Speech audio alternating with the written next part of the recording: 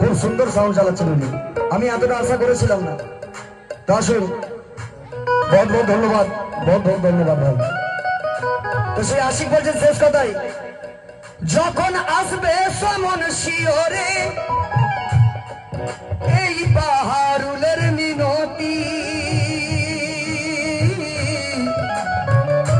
আমার গরিব নওয়াজ যখন মালেকুল মত আমার সামনে দাঁড়িয়ে থাকবে তখন আমার মিনতি, এক আশিক বলছে আমার মিনতি, যখন আসবে সমন শিওরে